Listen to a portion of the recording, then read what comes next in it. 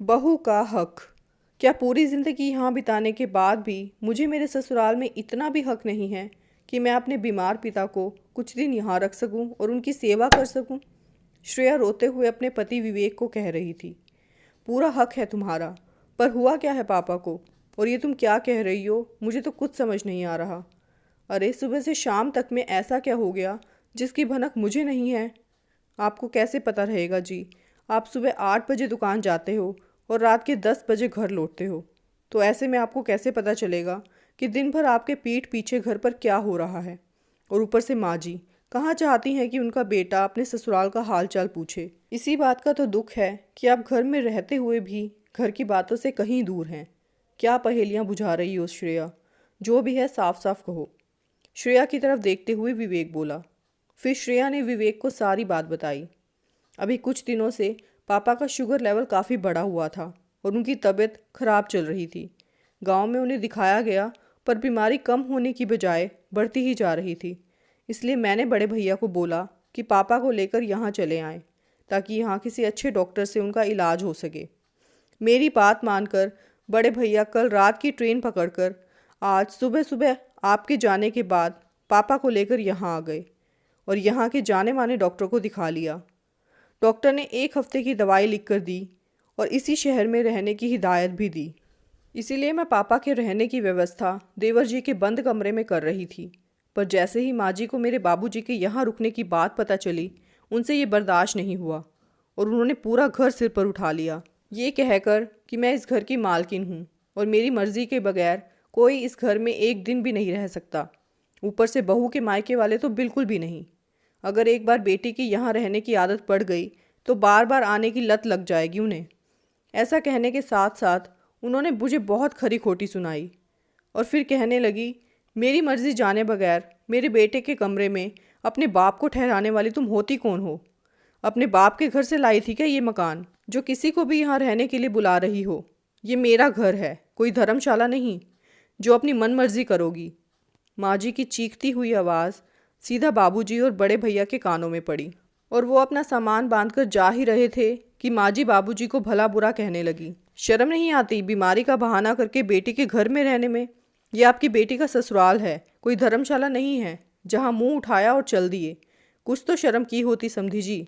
पापा को बेइज्जत और अपमानित करने के बाद बड़े भैया को ताने देने लगी। अगर इतनी ही चिंता है अपने पापा की तो ले जाओ किसी होटल में, लेकिन तुम लोगों को सब कुछ फ्री का चाहिए और होटल में तो पैसे लगते हैं। इसलिए मुंह उठाकर बहन के ससुराल चले आए। आने से पहले एक बार तो सोच लिया होता। माँ जी की ऐसी बातें सुनकर बाबूजी सुन्न हो गए। उन्हें तो ऐसा लग रहा था जैसे धरती फटे और वो उसमें समा जाएं। कितना बड़ा लांछन लगा दिया गया एक बीमार पिता के ऊपर। अच्छा हुआ जो भैया तुरंत पापा को यहाँ से ले गए और उन लोगों ने अस्पताल के पास एक कमरा लिया और वहाँ रुक गए। अगर यहाँ रहते तो जीते जी मर जाते और बीमारी ठीक होने की बजाय और बढ़ जाती। कहते कहते श्रेया रोने लगी। श्रेया को यूँ बुरी तरह से रोते देख विवेक ने उसे पानी दिया और कहा, पहले तुम शांत हो जाओ श्रेया, फिर मैं माँ से बात करता हूँ। इतनी बड़ी बात हो गई और मैं शांत हो जाऊँ? नहीं जी, बिल्कुल नहीं। आज तो फैसला होकर रहेगा। अरे मैंने अपनी सारी जवानी आपके माँ बाबूजी की सेवा में बिता दी और बदले में कुछ नहीं मांगा। मुझे उनके पैसे, जेवर या कोई संपत्ति नहीं चाहिए थी। मुझे सिर्फ मेरा और मेरे मायके वालों का सम्मान चाहिए था, पर मुझे वो भी आज तक नहीं मिला। कहते कहते श्रेया का गला भर आया। फिर कुछ देर शांत होने के बाद श्रेया बोली, आज आप मुझे ये बताओ कि क्या ये घर सिर्फ माँ बाबूजी का है? हमारा इस घर पर कोई हक नहीं है। हमने अपनी शादी के 20 साल दिए हैं इस घर को सींचने में, फिर भी इस घर पर मेरा कोई हक नहीं है। अगर ऐसा है तो फिर हमारा घर कौन सा है जिसे मैं हक से अपना कह सकूं? अगर बहुओं के लिए घर की हर जिम्मेदारी और काम है तो फिर घर पर हक क्यों नहीं? क्यों हमें इस हक से वंचित रखा जाता है विवेक? क्यों हम अपने रिश्तेदारों को यहाँ नहीं बुला सकते? अगर ऐसा है तो मुझे भी मेरा घर चाहिए जिसे मैं हक से अपना कह सकूं। कहते कहते बार बार श्रेया फफक पड़ती थी, पर आज वो चुप नहीं रहना चाहती थी। पिछले 20 सालों से जो दर्द उसके अंदर भरा हुआ था वो आज बाहर निकल आया था। अरे पापा कौन सा शौक से आए थे अपनी बेटी के यहाँ रहने? वो तो मजबूरी थी, इसीलिए उन्हें आना पड़ा। अगर उनका बस चले तो वो बेटी के घर का पानी तक ना पिए, और शुरू से वो वही करते आए हैं। आज तक तो उन्होंने कभी अपनी बेटी के ससुराल में कदम तक नहीं रखा। क्योंकि उन्हें पता था माँ जी का स्वभाव। वो तो मेरी ज़िद करने पर आ गए और मेरी ज़िद की वजह से ही उन्हें ये बेइज्जती सहनी पड़ी। मैं पूछती हूँ, क्या यही है माँ जी के संस्कार जिसका वो बखान दुनिया के सामने करती रहती हैं? श्रेया आक्रोश और दुख से भरकर अपनी वेदना विवेक को कह रही थी। आज माँ जी का व्यवहार विवेक की आंखों में भी खटक सा गया। उसने तुरंत श्रेया का हाथ पकड़ा और अपनी माँ के कमरे में गया, जहाँ सुरीली जी अपने पति सुरेश जी से आज सुबह हुई घटना की चर्चा ही कर रही थी, जिसमें वो श्रेया के परिवार वालों पर झूठा इल्ज़ाम लगाते हुए कह रही थी, विवेक के बाबूजी, ये जो बहू के परिवार वाले हैं सब के सब भिखारी हैं। देखिए तो कैसे 2 पैसे बचाने के लिए बीमारी का बहाना करके हमारे घर मुंह उठाकर चले आए थे। शर्म भी नहीं आती ऐसे बिन बुलाए भिखारियों को। ऐसा कह ही रही थी सुरीली जी कि विवेक पीछे से चिल्लाया, माँ आपको शर्म आनी चाहिए, अपनी बहू के बीमार पिता के बारे में ऐसा कहते हुए। आप ऐसा कैसे कह सकती हैं, वो भी बीमार आदमी के लिए? छी, शर्म आती है मुझे आपकी ऐसी छोटी सोच पर। वो श्रेया के पापा हैं, कुछ तो लिहाज किया होता उनका। और वो अपनी मर्जी से यहाँ नहीं आए थे, बल्कि श्रेया ने बुलाया था। अगर यहाँ रुक भी जाते तो कौन सा अनर्थ हो जाता माँ? आप भी तो अपनी बेटी के यहाँ जाते ही हो ना, तो फिर श्रेया के बाबूजी यहाँ क्यों नहीं आ सकते?